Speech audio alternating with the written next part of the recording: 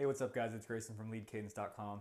And in our last video, we were talking about the 7 secrets of websites that sell. And that was all about covering the tactics and strategies that you should use on your website to get the most value from the visitors that are coming to your website. And all that is fine and good, but it's not going to do any good unless you actually have traffic and visitors coming and putting eyeballs on your website. So today's topic is going to be all about how to get visitors onto that website that now is set up to sell. We're going to be talking about search engine optimization and pay-per-click advertising. So let's hop into the content and take a look at some of the pros and cons of using those tactics and strategies in your business and how they can work for you. All right, here we are on the search engine results page, also known as the SERPs for a carpet cleaning service. So if you were to go to Google and type in carpet cleaning service, this is the type of result that you would see, assuming that you lived in my area where I'm doing the search from. But it's going to look similar no matter where you are. The points that I want to, or the areas that I want to point out are where the pay-per-click results show up and where the search engine optimization results show up. So along the top here, these top 3 listings where it has the little yellow ad next to it, those are all Google AdWords. That is a company that's paying to show up, have their ads show up anytime that somebody searches for a carpet cleaning service. So these top 3 listings are Google AdWords, as well as all these listings on the right-hand side over here for this search engine results page. So I'm on a normal size screen, and these are, these take up the majority of the screen right now. I can only see one organic listing in this view right now, and that's this Yelp page that's showing up for this Orange County carpet cleaning company. As I scroll down, there's a couple other things I want to point out. These are local SEO results. So these are local companies that are showing up because they're in close proximity to where I'm searching from. So that is a form of search engine optimization, and these are specifically optimized for local SEO. And that's what's showing up on the map over here as well. So if you have a physical location and people, come to your location, or, it's a very localized sort of service, optimizing for local SEO helps you show up in these particular results right here. Now, to be more general, the other organic results that show up are all these ones here underneath the ads. So we have, again, more Yelp listings, and then we have some other companies that offer these services. And these are all the results that show up because these companies have done some sort of search engine optimization. If somebody clicks on these, they're not getting charged a fee for the clicks, which is different than the Google AdWords listings, which they get charged every time somebody clicks on them. Now, I want to point out that there are a limited number of spaces on the first page. They do change depending on what you're searching for, and Google's always kind of experimenting with that, so it may be different tomorrow than what I say. But typically, there's 3 Google AdWords listings at the top. There's several on the sides. That usually changes depending on the search. And there's usually 10 organic listings in the middle of the page. Now, the reason I point that out is that, there's limited space. It's not like every competitor has a chance to show up on the first page of Google. It's, there's a limited spot. And so if your competitors are showing up there, that means that they may be pushing you off the page, which means it's even more important to show up there. I point out that it's making sure that you show up in the results in both pay-per-click and organic is a defensive play. The more that your company shows up under these listings, the less that somebody else can. So you want to do what you can to take advantage of the Google AdWords area, as well as the local area, as well as the just normal organic listing area, to give yourself and your company the highest likelihood that someone's going to click on your listing versus a competitor.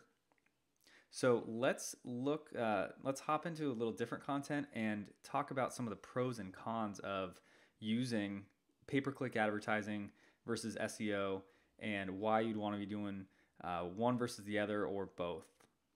All right, so here's just a quick little pros and cons of using SEO versus pay-per-click.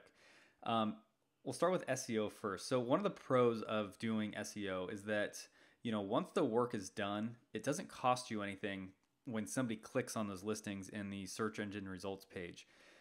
Those listings are going to show up when somebody's searching for you. If somebody clicks on it, they go to your page. It doesn't cost you anything. So in that way, it's free. Now, on the other hand, a con for SEO is that, just because the click is free doesn't mean that all the work that goes into optimizing your website, putting up content, building links, getting your website to show up, there's a lot of work there. So you may need to pay somebody. Well, actually, I know that you have to pay somebody quite a bit of money to make sure that all those key points are in place to give you the highest likelihood of showing up. If you don't know anything about SEO, then there's chances are you're going to be making a ton of errors that Google's just never going to see your website as a relevant source and rank it high enough that it's actually going to give you any sort of results. So it's free, and then it doesn't cost you the click, but there is quite a bit of work that needs to be done to get it there. Another pro for SEO is that it can be an asset. Once you put in this work for certain pages, it can rank for years without having to add any additional content to it to change anything. It continues to bring you traffic and customers, so it can be a huge asset. Now, a con of SEO is that it can be extremely unpredictable. And when I say that, I mean that when you're working, or like when we start working on a website, that it's really hard to give any sort of timeline about how long it takes to make these results happen. Sometimes it can be literally a matter of minutes to optimize a site to have certain things start showing up. Other times it could be months that there's very little movement. That has a ton of factors that Google will give you, some sort of frameworks to kind of work by, but they're by no means telling you exactly, what you need to do to rank highly. It's all kind of, it's a little bit of an art and a science at the same time to get the results that you want. Okay, so let's take a look at PPC, or pay-per-click. So one of the pros of working with pay-per-click is that once your account is set up and approved, your ads can start showing up in those results page right away. Within a matter of hours sometimes, if not a couple days, your company can start showing up when people are searching for stuff like that. Now that's great because when you're trying to decide what keywords you should be optimizing your website for, you want to be able to test that with pay-per-click, relatively quickly. You don't have 3 months to 6 months to practice with SEO to see, what is going to start working. By using pay-per-click, we're able to get our ads to show up, see what's resonating with people, see what people are clicking on. And once we have some results, then we have a little bit of data to work with. Okay, do we do more of one thing, less of one thing? It gives us some information to go off of. It's also very predictable. Once we get a good ad campaign, you can kind of assuming that you keep the account the same, that your results are going to stay about the same. You start bidding more, I'm sure you start getting more clicks. You optimize the account some, you can bring that cost per click down. It becomes much more of a science than SEO. But one of the cons of pay-per-click is that it's not an asset. As soon as you stop paying for those clicks, your account's done. You can't set this up and then have it pay dividends for you for months or years down the road. You are literally paying for every single click, and you have to make each one of those clicks count, or else you're just going to blow your budget and have nothing to show for it. So one of the things that people ask me is, which one should I be doing? And pretty much always the answer is both.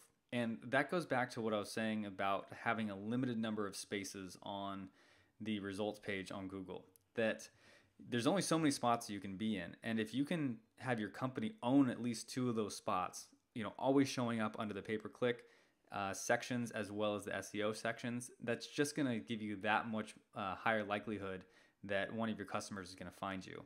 If you're only doing one or the other, you just cut your chances in half. So, make it easy on yourself.